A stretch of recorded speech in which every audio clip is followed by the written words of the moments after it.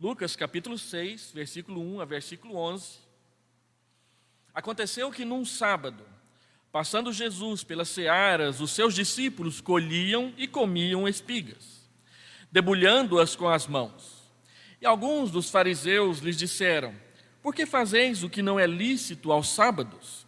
Respondeu-lhes Jesus: nem ao menos tendes lido o que fez Davi quando teve fome, ele e seus companheiros? Como entrou na casa de Deus, tomou e comeu os pães da proposição e os deu aos que com ele estavam, pães que não lhes era lícito comer, mas exclusivamente aos sacerdotes? E acrescentou-lhes: o Filho do Homem é Senhor do sábado. Sucedeu que, em outro sábado, entrou ele na sinagoga e ensinava. Ora, achava-se ali um homem cuja mão direita estava ressequida. Os escribas e os fariseus observavam-no, procurando ver se ele faria uma cura no sábado, a fim de acharem de que o acusar. Mas ele, conhecendo-lhes os pensamentos, disse ao homem da mão ressequida: levanta e vem para o meio. E ele, levantando-se, permaneceu de pé. Então disse Jesus a eles: que vos parece? É lícito no sábado fazer o bem ou o mal? Salvar a vida ou deixá-la perecer? E fitando todos ao redor, disse ao homem: estende a mão. Ele assim o fez, e a mão lhe foi restaurada. Mas eles se encheram de furor e discutiam entre si quanto ao que fariam a Jesus. Vamos orar mais uma vez, pedindo a luz do Espírito Santo sobre a pregação do Evangelho. Senhor Deus, nós queremos pedir que o Senhor nos acompanhe na pregação. Visite aos irmãos que estão aqui no templo, assentados para ouvir a Tua palavra. Visite aos irmãos que estão nos acompanhando pela internet, também assentados em sua casa. E visite aqueles que assistirão o vídeo dessa pregação depois. Que a palavra do Senhor alcance os corações com a bênção do Teu Espírito para a vida de cada um. Nós pedimos isso, Senhor Deus, em nome de Jesus, o nosso Senhor. Amém. Há um tempo atrás, eu tive o privilégio de trabalhar com um evangelista chamado Pedro de Alcântara, que há poucos anos atrás o Senhor o chamou para a sua presença. Aliás, Pedro de Alcântara e Pedro de Andrade, como ele era mais conhecido. Era evangelista comigo em Goianésia e pastoreava a congregação do setor Muniz Falcão lá naquela cidade. Muitas vezes nós saíamos para visitar juntos à tarde, e era muito interessante visitar com o seu Pedro, porque ele conhecia tão bem a cidade, que a gente chegava a fazer 5, 6, às vezes 7 visitas numa única tarde. A gente saía de uma casa: pastor, ali na esquina já mora o fulano, vamos lá também. E como no interior não tem esse negócio da gente agendar visita, a hora que chegar é a hora que você chega. Era muito mais fácil. Você visitava várias pessoas e era muito comum encontrá-las em casa, até mesmo em horário comercial, dependendo da família que nós estamos referindo. Mas nessas visitas e nessas andanças com o seu Pedro de Andrade, um dia, caminhando de uma casa para outra, atravessando a rua, ele simplesmente virou para mim e disse o seguinte: pastor, o melhor lugar para a gente estar é no centro da vontade de Deus. O melhor lugar para a gente estar é no centro da vontade de Deus. O melhor lugar para estarmos, de fato, é seguros nas mãos de Cristo, o nosso pastor. Porque Ele cuida de nós, porque Ele anda conosco, porque Ele guia as nossas vidas, porque Ele nos atende quando nós precisamos e porque Ele veio para ser o nosso Salvador e também o nosso pastor. Foi Calvino quem, pela primeira vez, ressaltou o tríplice ministério e ofício do Senhor Jesus Cristo a nosso favor. A primeira vez que alguém mostrou que o Senhor Jesus Cristo é tanto rei, profeta e sacerdote, foi João Calvino que fez isso nas suas Institutas. Ele mostrou ali no seu livro que o Senhor Jesus é o profeta que anuncia constantemente a palavra verdadeira de Deus para nós. Ele é o rei que nos liberta da escravidão do pecado para sermos o seu povo exclusivo. Quando Jesus estava na cruz sendo sacrificado por nós, não era apenas a ovelha entregue ao matadouro ou ao altar do sacrifício, mas era o rei libertando o seu povo para pertencer a si mesmo. E ele então é o sacerdote, o sumo sacerdote, e ele é a ovelha, ele é a oferta, e a Bíblia ainda diz que ele também é o lugar do sacrifício, onde todos os nossos pecados foram pagos por meio do seu sangue derramado a nosso favor. Ele é o sacerdote que oferece a oferta sobre o altar. Ele é a oferta que o sacerdote oferece sobre o altar. E ele mesmo é o altar, ele é a propiciação, ele é o propiciatório onde Deus se torna favorável a nós por meio do seu perdão. Ele é rei, ele é profeta e ele é sacerdote. E assim, os seus ofícios não dizem respeito somente à cruz e os eventos relacionados à crucificação. O Senhor Jesus, ele é o nosso rei constantemente, ele é o nosso profeta constantemente, e ele é o nosso sumo sacerdote presente constantemente. Ele o foi também quando estava aqui na terra andando com nós, e ele permanece sendo o nosso rei, o nosso profeta e o nosso sacerdote, que reina e governa sobre nós, que anuncia e aplica a palavra de Deus a nós e que intercede continuamente por nós, conforme Romanos capítulo 8, versículo 34. Ele é o nosso Senhor. Quando William Hendrickson, um comentarista bíblico, abre o seu comentário do capítulo 6 do Evangelho de Lucas, ele então abre dando o seguinte título para o capítulo 6: a obra que tu lhe deste para fazer. Ele veio para libertar o seu povo. Ele veio para anunciar a sua palavra. Ele veio para oferecer dons e sacrifícios que aplicam o perdão de Deus sobre a nossa vida. Ele vai dizer no capítulo 10 para Zaqueu que ele veio para salvar e buscar o perdido. Ele veio para nos libertar. Quais são os empecilhos que ele enfrentará e que procurarão fazer com que ele fracasse? Aqui no início do capítulo 6, nesses 2 parágrafos que nós acabamos de ler, fica bem claro que o seu maior obstáculo foi o legalismo dos religiosos.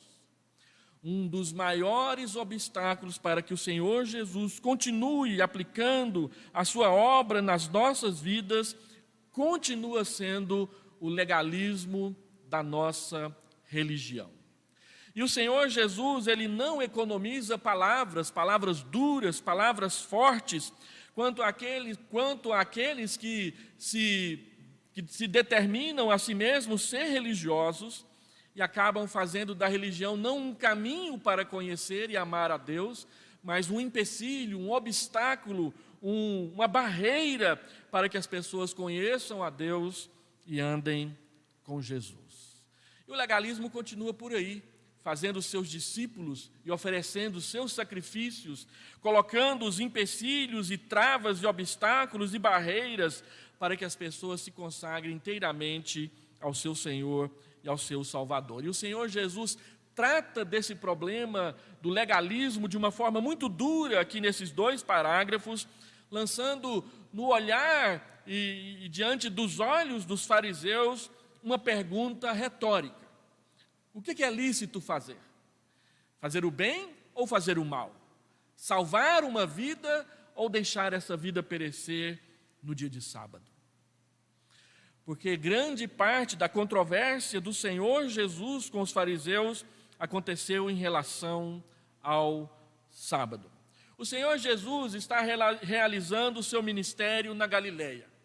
A Galileia é uma das regiões geográficas da Palestina do tempo de Jesus, que ficava ali ao norte da Palestina, à altura do mar da Galileia, do lago de Genezaré ou de Tiberíades. O Senhor Jesus gastou pelo menos 2 anos do seu ministério ali, uma das regiões mais pobres do mundo naquela época, e uma das regiões mais férteis do mundo naquela época. Um dos lugares onde se produzia um dos melhores vinhos do mundo era ali na Galileia, no vale do Esdraelon, o mesmo lugar onde os espias de Josué haviam colhido aquele cacho de uva, que precisou de 2 pessoas para carregá-lo e levá-lo para que Moisés o visse.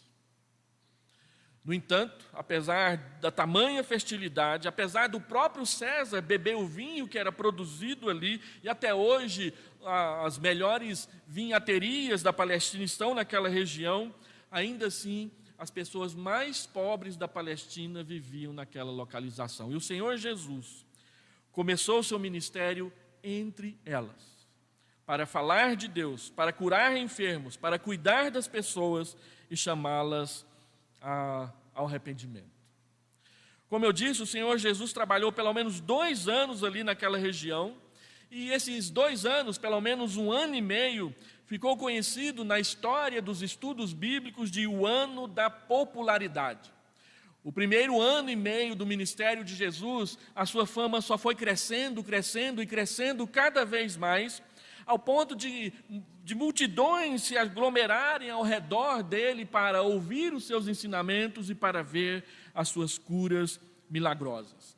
Nesse tempo, as sinagogas eram abertas para Jesus e a palavra lhe era concedida porque ele era reconhecido como um mestre, como um rabone, como um rabi, que ensinava a verdade. Então ele entrava na sinagoga e o líder da sinagoga lhe dava a palavra para que ele pregasse. E isso não era comum e não era fácil. Para que alguém pregasse na sinagoga, ele tinha que ser respeitado pelo seu conhecimento profundo das Escrituras.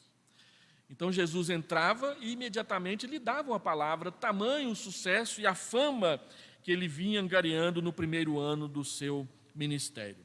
E dentre as pessoas que seguiam Jesus estavam os fariseus, os saduceus, os escribas. Os saduceus era a classe que principalmente era composta dos sacerdotes que trabalhavam no templo de Jerusalém. Os fariseus eram os principais estudiosos da Bíblia e que queriam ser profundamente consagrados e exemplo de consagração para as outras pessoas. E os escribas eram aqueles que copiavam a palavra de Deus e a ensinavam às outras pessoas. Então era gente que conhecia a Bíblia, era gente que tinha um programa de leitura anual das Escrituras e que vinham ouvir a pregação do Senhor Jesus, e eles se tornaram, por incrível que pareça, o maior empecilho para as pregações e os ensinamentos do nosso Salvador. O grande problema desses líderes, os fariseus, os escribas, os saduceus, os principais religiosos, é que eles tinham uma relação tensa e controversa com o Senhor Jesus. E o grande assunto, a grande controvérsia, girava em torno da guarda apropriada da lei e, mais especificamente, o tema do sábado. O que é lícito fazer ou não fazer no sábado? E nós poderíamos transpor isso facilmente para o domingo. O que é lícito fazer ou não fazer no dia em que nós devemos cultuar a Deus e descansar? E o Senhor Jesus faz a pergunta: o que vocês fariam no seu dia de descanso? Vocês salvariam uma vida ou vocês a deixariam de salvar só porque é o dia do seu descanso? Eu gostaria de abordar esse assunto de 2 formas. Primeiro, mostrando, conforme o Senhor diz aí nos versículos 1 até o versículo 5, que Jesus é o Senhor do sábado. E que ele vai dizer em outros lugares que o sábado foi feito por causa do homem e não o homem por causa do sábado. O Senhor Jesus mostra para nós, e nós vemos aqui na narrativa de Lucas, que os 2 eventos, o comer as espigas e o curar o homem da mão ressequida, acontecem justamente no sábado. Os rabinos haviam preparado uma lista de 39 ações proibidas de se fazer num sábado. Essas 39 ações eram subdivididas em 6 categorias, cada uma. E isso está escrito num livro judaico chamado Shabat, capítulo 7, versículo 2 e versículo 4. Ou seja, havia pelo menos 234 ações que eram expressamente proibidas de um judeu fazer no dia de sábado. Ele tinha que saber 234. 234 coisas que você não pode fazer no dia de sábado. Era uma lista imensa. Então, eles interpretavam que pegar espigas era a mesma coisa que colher a plantação. Eles interpretavam que debulhar uma espiga era a mesma coisa que joeirar o grão da colheita. E comer uma espiga que você pegou ali na hora era a mesma coisa que preparar um almoço. Então não podia. Segundo alguns rabinos, o máximo que se podia fazer num sábado era esticar a mão na figueira, pegar um figo maduro e quebrar o figo com as mãos e comê-lo. O que disso passar já era quebrar o mandamento de guardar o sábado. Mas mesmo assim, eles eram capazes de arrumar peripécias para esticar o seu sábado. Alguns escribas, por exemplo, eles pegavam a terra do seu quintal no meio da semana e eu quero viajar 3 quilômetros naquela direção. Então ele ia os 1.200 metros que podia viajar no sábado. Ali ele colocava a terra do seu quintal debaixo de uma árvore. Então ele caminhava no sábado até aquele local onde ele tinha colocado a terra e ele dizia: aqui é terra da minha casa, então eu posso andar mais 1.200 metros. Eles faziam assim, sem qualquer peso na consciência. Proibiam muitas coisas e arrumavam um jeitinho para poder fazer outras ao seu gosto. Será que a gente não faz assim também? Então, no primeiro caso, no caso das espigas, a crítica é feita aos discípulos. Por que seus discípulos pegam espigas e comem no dia de sábado? Mas a segunda crítica do homem da mão ressequida é feita ao próprio Senhor Jesus. Vamos ver se ele vai curar no sábado. Então eles ficam observando, eles ficam vigiando, eles ficam prestando atenção. A tensão com os religiosos, ela é crescente e ela vai se particularizando cada vez mais. Primeiro, os discípulos são criticados, aqueles que seguem Jesus são criticados, mas depois o próprio Cristo é confrontado com aquilo que ele e os seus discípulos estão fazendo. Eles o observam o tempo todo, conforme diz aí o versículo 7. Eles ficam olhando, eles ficam perscrutando, eles ficam observando atentamente o que o Senhor Jesus vai fazer, o que Ele vai dizer. E o texto mostra para nós que eles ficam observando detalhadamente o que o Senhor Jesus Cristo está fazendo ali naquele local, naqueles locais. Mas a Bíblia diz que eles ficam observando a Jesus atentamente, não porque querem aprender o que ele está ensinando, não porque querem seguir o exemplo dele, não porque querem se alegrar com as curas que ele vem realizando. O texto é bem claro em dizer que eles estão observando atentamente a Jesus porque eles estão procurando um erro na sua vida, um erro na sua pregação, um erro no seu comportamento, um erro naquilo que ele está fazendo, para terem com o que o acusar, o denegrir e o humilhar publicamente. Eles observam atentamente, eles procuram os detalhes de tudo o que ele ensinava e fazia, mas o seu alvo não era aprender para obedecer, o seu alvo era destruir a Jesus Cristo. E o que pasma em tudo isso é que são os religiosos que tomam essa postura. Como isso é possível? O caso é que tem gente por aí que vê defeito em tudo, e que se não é do jeito que ela quer, de outro jeito não serve. Se não chama atenção para ela, não pode chamar a atenção para os outros. Se não é ela que está fazendo, então os outros também não podem fazer. E isso acontece muito no âmbito da religião, onde a vaidade muitas vezes toma o lugar da consagração. E assim, onde tem e onde não tem, eles querem ver o que Jesus está fazendo. E Jesus não escapou disso. Assim como nós também não escapamos em tempo algum desse tipo de olhar criterioso, não para obedecer, não para ajudar, não para fortalecer, mas para criticar, denegrir e destruir as reputações. É incrível como nós olhamos as mídias sociais aí no mundo, Instagram, Facebook, o próprio WhatsApp, o quanto as pessoas rapidamente começam a denegrir os outros, a falar mal dos outros, a criticar os outros por coisas pequenininhas e desnecessárias. E às vezes fazendo com palavras chulas, com palavras feias, com sarcasmos desnecessários, com ironias maliciosas e muito menos cristãs. E a palavra de Deus diz que os fariseus tomavam essa postura diante do Senhor Jesus Cristo. Então o Senhor Jesus Cristo devolve a pergunta. Eles estão procurando os erros de Jesus naquilo que eles acham que é lícito ou não é lícito fazer no dia de sábado. Então Jesus lhes devolve a pergunta: o que vocês fariam? O que é que você vai fazer quando for a sua vez de acudir alguém? O que é que você vai fazer quando for a sua vez de cuidar de alguém? Você olha tantos defeitos dos outros, mas como você faria? Jesus conhece os pensamentos deles, diz o versículo de número 8.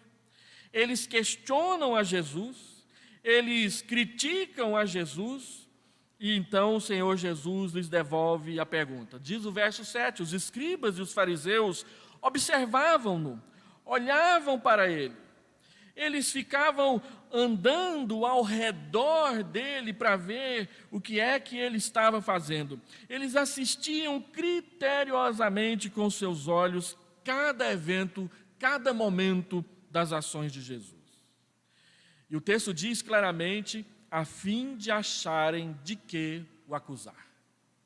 Era isso que eles estavam procurando. Então, o texto coloca uma adversativa, mas ele, Jesus, conhecendo-lhes os pensamentos, chama o homem para o centro e pergunta para os fariseus no verso 9, que vos parece? É lícito fazer o mal ou fazer o bem no dia de sábado? O fato é que a Escritura sempre diz para nós que Jesus sabe das coisas. Ele conhece os pensamentos das pessoas. Ele sabe de tudo que se passa nos nossos pensamentos. Ele sabe tudo que nós estamos planejando, por exemplo, para depois deste culto logo mais. Ele sabe das nossas escolhas religiosas. Ele sabe das nossas verdadeiras crenças. O que nos motiva a fazer, o que nos leva a não fazer, o que nos paralisa muitas vezes assentados nos bancos das igrejas e das cadeiras. Então ele coloca o homem no centro da sala e pergunta aos seus críticos, e vocês, o que vão fazer nesse caso? É lícito ou não é lícito curar uma pessoa no dia do Senhor? Salvar ou deixar perecer?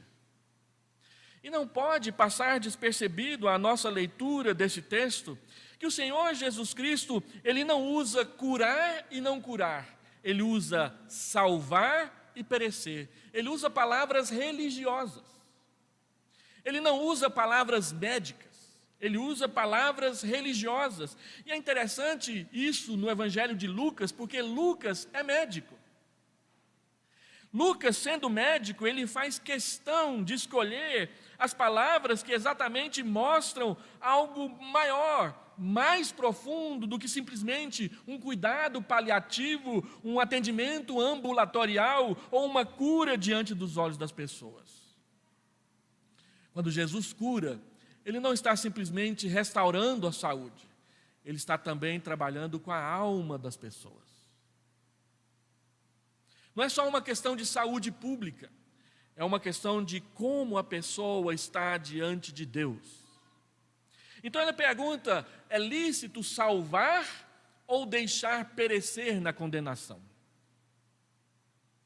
E observa que no Evangelho de Lucas é sempre assim, ele fez isso com aquele leproso lá do capítulo 5. O leproso disse: Senhor, se o Senhor quiser, pode me purificar. E ele disse: então quero, fica limpo. Mas o leproso estava doente, ele precisava de cura. A purificação era a permissão para que ele voltasse a frequentar o culto no templo.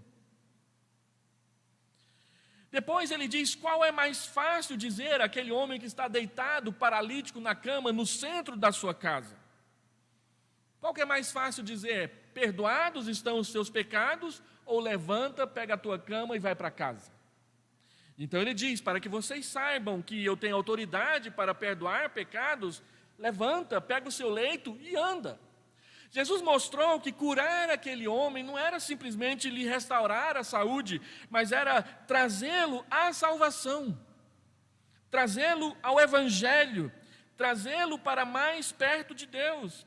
Ele diz, quando ele vai almoçar na casa de Levi, na casa de Mateus: eu não vim chamar justos, mas eu vim chamar pecadores ao arrependimento. Eles estão no almoço, e ele introduz o tema religioso do arrependimento no meio da refeição. E agora ele pergunta para aqueles homens, no caso deste homem que tem a sua mão seca, não consegue mexer a sua mão: qual que é lícito? Qual que é correto? Qual é o certo a fazer? Salvar ou deixar perecer?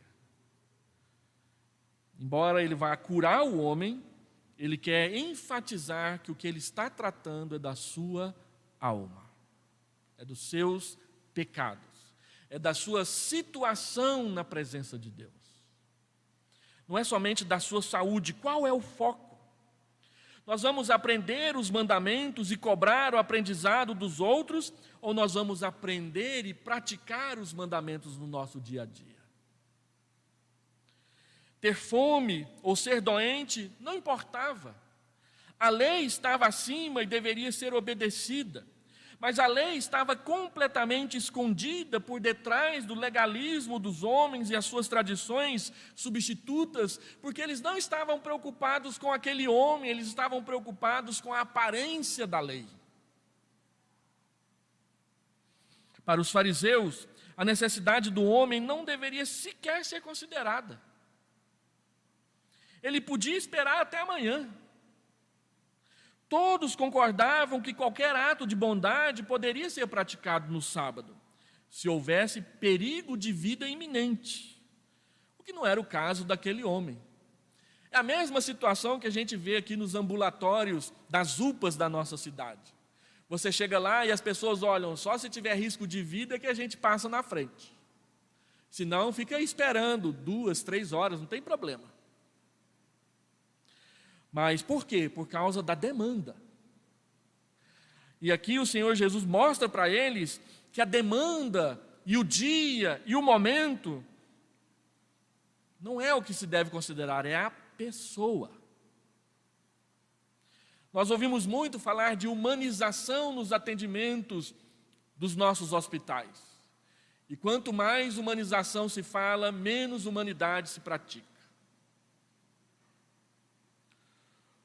Por causa da forma como as pessoas desviam os recursos para outras coisas menos importantes. A saúde é o menos importante. O que importa é o relatório que vai ser dado depois. Mas o Senhor Jesus diz: olha, não é o relatório, é a pessoa. É a pessoa que a gente tem que cuidar. O que você faria se você estivesse com o poder de decisão nas mãos? Vai ficar falando dos outros? Ou você vai procurar fazer o melhor? Assim, a questão de Cristo aqui é com as nossas omissões. Criamos interpretações da lei não para ficar mais fácil obedecê-la, mas para justificar a desobediência. Às vezes nós criamos 1001 coisas e exigências na própria igreja para se fazer ou deixar de se fazer algumas coisas.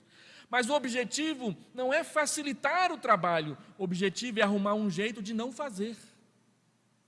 Eu me lembro uma vez que nós apresentamos uma proposta de trabalho para a igreja, para a revitalização da igreja. Uma igreja que tinha 600 membros, de repente estava com 230.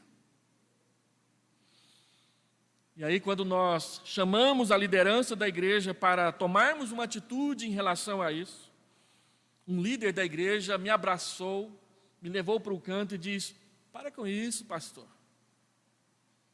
Tá bom assim. Igreja que cresce dá muito trabalho. É bom a igreja assim, desse tamanho, redondinha, fácil de pastorear. É assim que muitas vezes nós fazemos. E são conversas que a gente não faz em público, a gente chama para o canto, abraçando, lisonjeando, massageando o ego. Para que mexer com isso? Para a gente fazer isso, nós temos que fazer uma pesquisa de mercado. Para a gente fazer aquilo, a gente tem que ver como é que é a questão da segurança.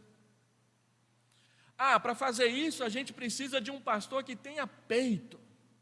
É o que a gente ouve. Mas na hora de colocar a mão no arado, a gente procura uma desculpa para não fazer. Era isso que os fariseus estavam fazendo. Eles não faziam e achavam ruim Jesus fazer. Então Jesus pergunta: o que vocês vão fazer? Já que eu não posso fazer, o que vocês vão fazer? E o Senhor Jesus continua devolvendo a pergunta para nós. Lembra de João capítulo 6? Quando tem aquela multidão vendo Jesus pregar, a tarde chega, então os discípulos voltam para Jesus e dizem: Senhor, dispensa esse povo, porque não tem comida para eles não. Então o Senhor Jesus arruma um problemão para os discípulos: dai-lhes vós mesmos de comer. Eles até procuram, eles fazem uma pesquisa de mercado e chegam à conclusão de que eles têm alguns peixes e alguns pães. E eles apresentam para Jesus: olha, tem esses peixes, tem esses pães, mas o que é isso para essa multidão?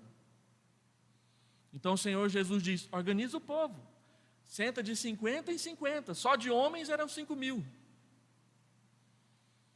E ele então agradece e ele manda os discípulos distribuir. João é muito claro e honesto em dizer que quando o Senhor Jesus disse aos discípulos: dai-lhes vós mesmos de comer, ele os estava experimentando, porque ele sabia o que ele ia fazer. Então o Senhor Jesus deixou os discípulos quebrar a cabeça um pouquinho, só para entenderem que de fato eles precisavam da liderança de Jesus. Que de fato quem faz as coisas acontecer na igreja é o próprio Senhor Jesus. E que nós simplesmente o servimos. E facilitamos o trabalho, preparando o local como Ele determinou para a gente fazer. Mas muitas vezes, ou nós queremos fazer do nosso jeito, ou nós não queremos fazer. E no final das contas, querer fazer do nosso jeito, ou não querer fazer, se torna problema para Jesus. Porque a gente se coloca na frente, e em vez de ajudar, a gente começa a atrapalhar as coisas acontecerem. Então, o que fazer, Jesus Cristo? E o Senhor Jesus, então, chama o homem para o meio e o cura. E o versículo 11, ele é surpreendente. E fitando todos ao redor, disse ao homem: estende a mão. Ele assim o fez, e a mão lhe foi restaurada. Aí vem uma nova adversativa, a segunda adversativa, voltando o foco para os fariseus. Mas eles se encheram de furor. O homem foi curado e eles ficaram com raiva. O Senhor Jesus restaurou a mão do homem e eles não gostaram. Os religiosos.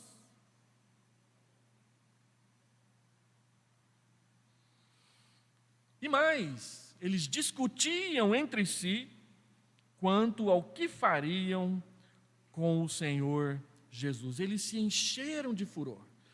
É no mesmo Evangelho de João que o Senhor Jesus Cristo vai dizer: olha, coloquem isso na cabeça de vocês, o mundo me odeia. E porque o mundo me odeia, eles odiarão vocês também. Quem ama ao Senhor Jesus Cristo e quer fazer e obedecer a sua palavra, será odiado pelo mundo. O mundo também ficará enfurecido quando as coisas na igreja derem certo. Não pensem, meus irmãos, que nós estamos aqui para tentar satisfazer o mundo, porque não dá certo, não funciona. Todas as vezes que a igreja tenta agradar o mundo, a igreja se torna tão mundana quanto o mundo.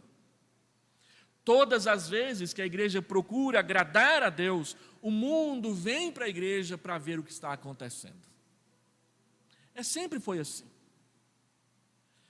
Mas aqueles que não querem nenhum compromisso com Jesus, por mais religiosos que eles sejam, tudo que o Senhor Jesus Cristo fizer, eles vão odiar. Porque o mundo odeia Jesus.